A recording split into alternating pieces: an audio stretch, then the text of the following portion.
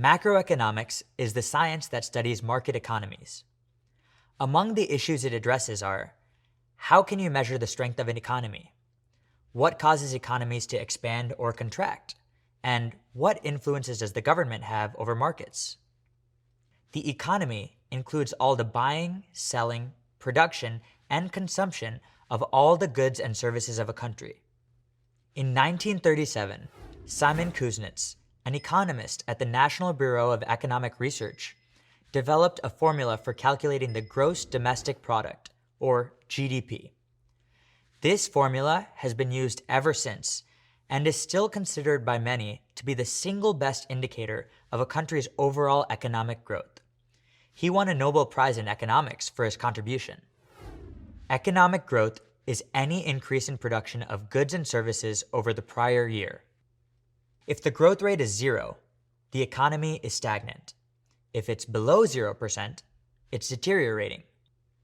A healthy growth rate is anywhere from 1% to 3% per year, 1% being acceptable and 3% being excellent. Growth rate is not to be confused with inflation, which is the increase in prices without an increase in production. Unemployment is the percentage of people in a labor force who do not have jobs. Unemployment rates of 5% or less are considered acceptable. Rates higher than this can indicate an imbalance in the economy. Either businesses aren't making enough money to hire people, or they're letting people go due to decreased profits, for any number of reasons. Inflation, or the increase in a country's money supply, is measured by the Consumer Price Index.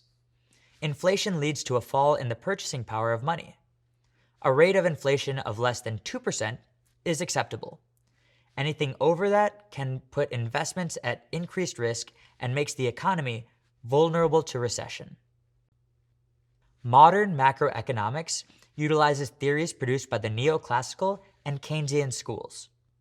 These competing economic theories look at aggregate supply and aggregate demand.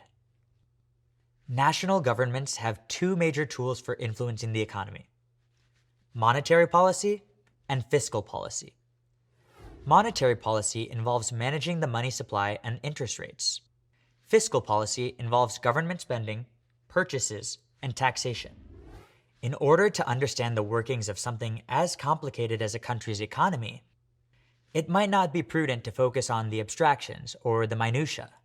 It may have been answered best by Nobel Prize winner Simon Kuznets, who's quoted as saying, "All economic production by companies, government, and individuals is a single measure, which should rise in good times and fall in bad times."